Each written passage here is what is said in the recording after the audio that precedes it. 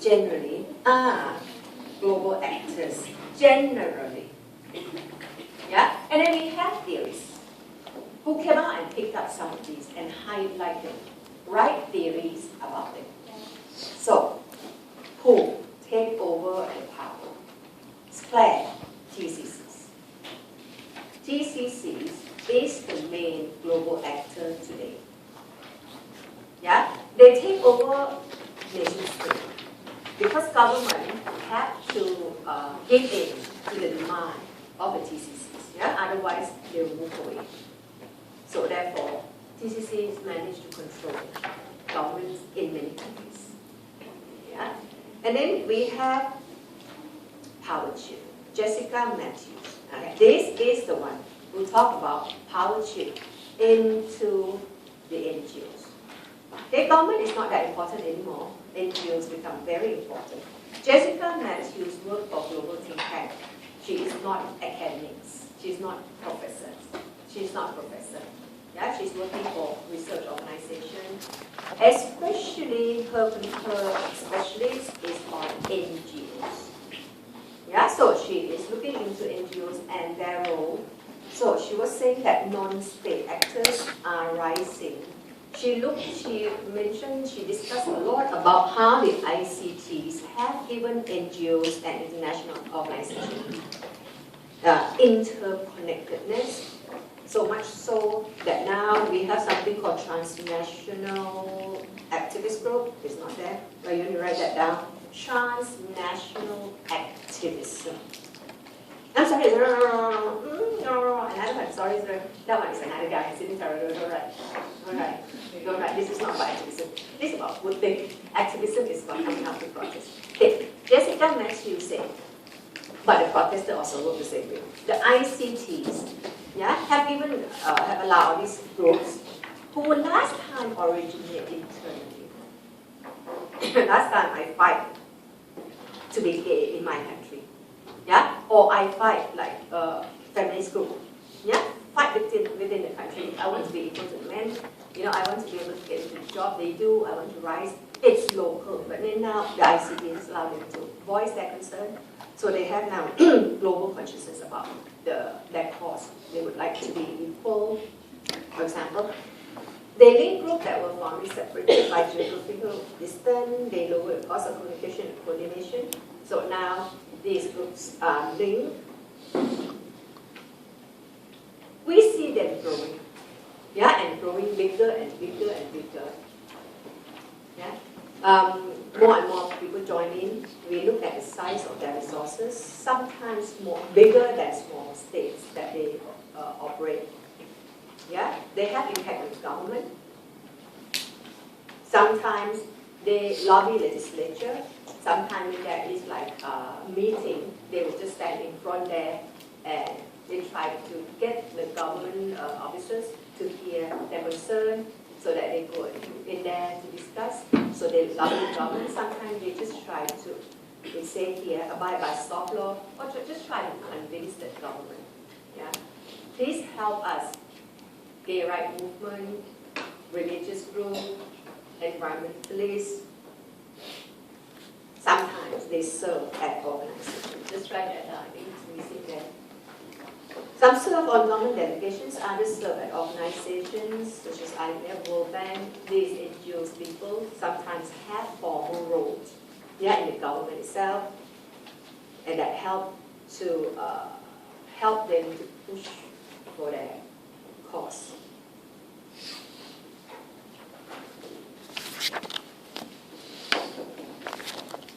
Yeah. So we have Jessica Matthews. Power shift into the NGOs. Yeah, so NGOs now becoming global, important. ICTs help them to be able to be global network. So NGO try to reach their goal normally by peaceful means. True? Yeah. By peaceful means, they collect money from people and help to help poor people, elevate poverty, because actually a lot of people contribute to them. Yeah, like for example, Save the Children Fund. You heard about Save the Children Fund, yeah? So a lot of people contribute to that. That is the focus of Jessica Matthew. We have Sydney Taro that focus on different things. Yeah, Sydney Taro is a sociologist teaching at Cornell. Yeah, you know Cornell is one of the Ivy in the States. Yeah.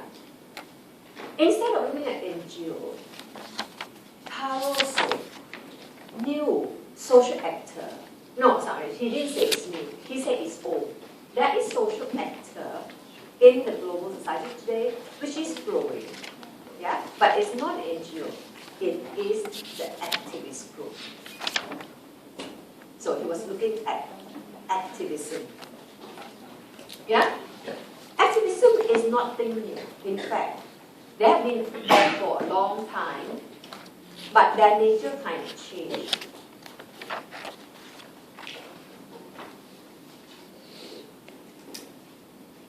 So it's not a new thing.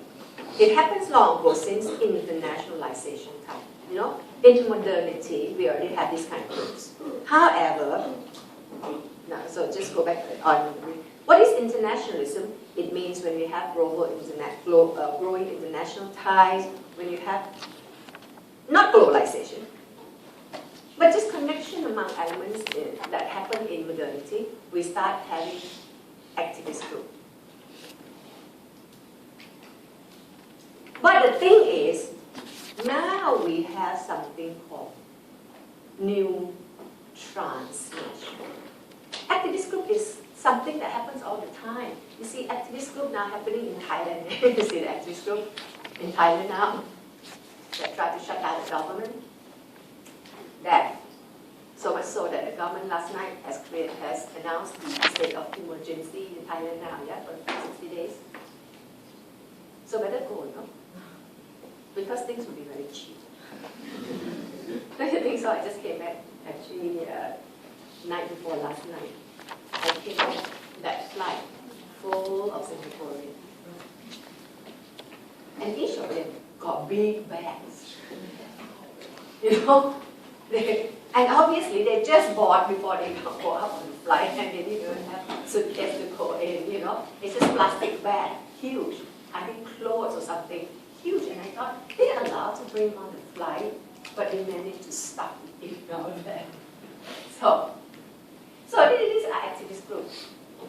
So what Taro said was that this thing is nothing new. I mean, activist group fighting for their rights, for all kinds of things, is local, it's nothing new.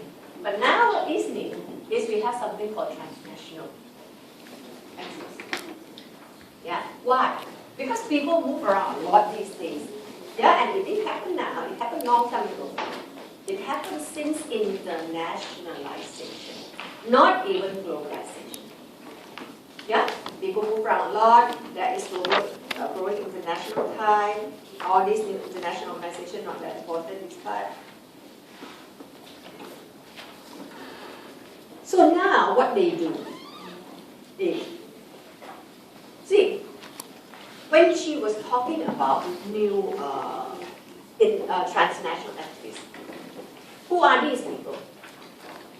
Yeah, these people sometimes are just like you and me.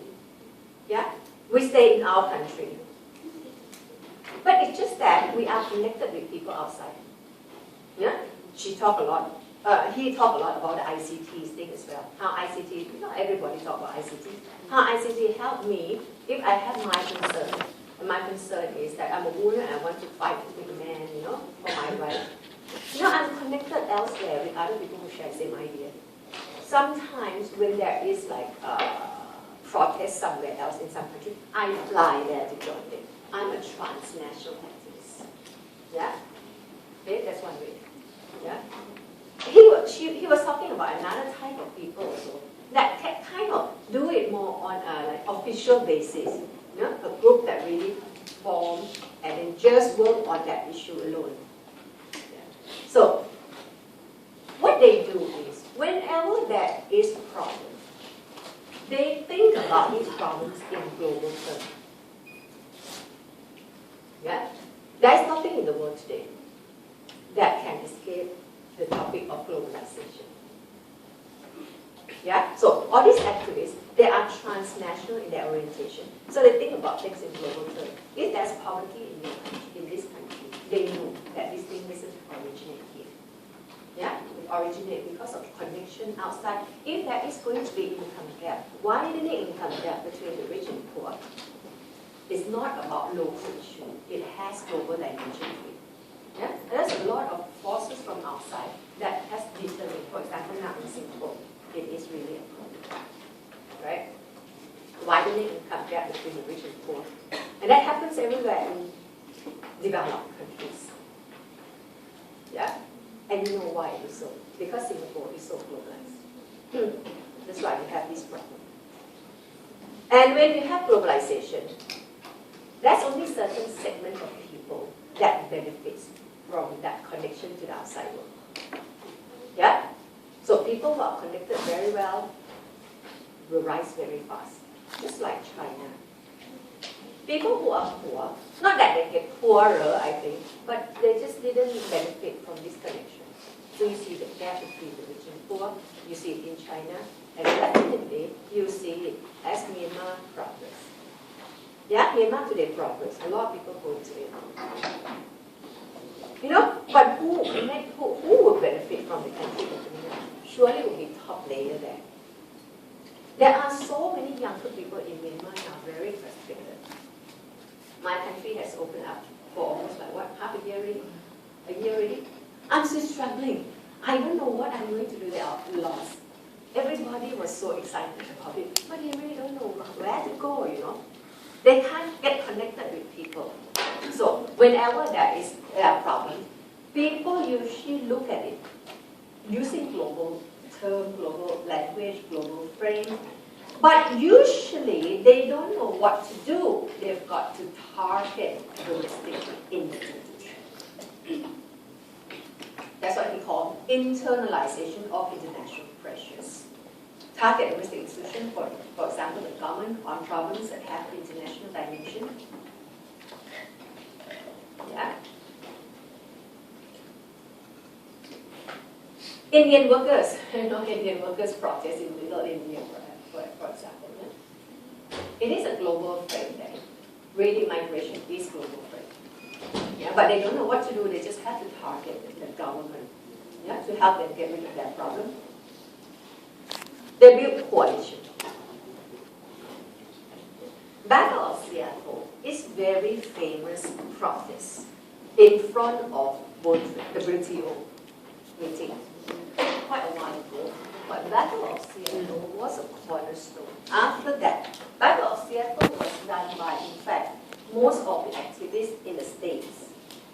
Yeah, different cells, different groups in different states come together in Seattle. Yeah, Seattle, Washington. Yeah. Also, there are activists outside the states also joining in, and it's a huge demonstration outside World Trade Center, the WTO, World Trade Organization conference. What do they fight for? For equality, for employment. Because World Trade Organization is about the economy. Okay? It's about how to create free trade and all that. And these people say, yeah, all these things that the WTO do, all benefits the capitalists. So they're fighting for it. And after this WTO, there are more and more people joining in. Yeah? More and more, it becomes like a cornerstone of the activity of activists and NGOs. So you see more and more people coming in. Okay. Besides all these, they use something called diffusion of protest tactics across country. Spray. Diffusion means spray, right? Another tactic that is successful in one country will spread to other countries. For example, people say Gandhi model of non-violent direct action.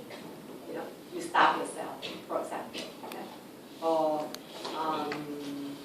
peaceful demonstration in Thailand has been used so many times already. Yeah? And Thailand. Yeah, when Rachel closed down the airport a few years back, they bring down the government, and another one bring down another one. So another time, another demonstrator, this time to bring down government again. So if demonstrators win this time, the government will brought down, there'll be a new government, another new demonstration to bring down the government again. Don't know where it's going to end. Okay, so. Okay, another thing, he was talking about scale shifts. See, the World Social Forum was founded in 2001. Now there are different versions. Yeah? World Social Forum in Davos, I think is happening, coming soon, I think in February, usually World Economic Forum, World Social Forum, side by side, usually in every year in Davos, Switzerland. And I think every year is in February. Yeah? So, World Social Forum, which is a global platform, has given rise to regional platform, national-based platform, city-based platform. Yeah, so you have this tactic shifting into more local level, using the same model. Yeah, discussing the same issues. So Sydney Taro.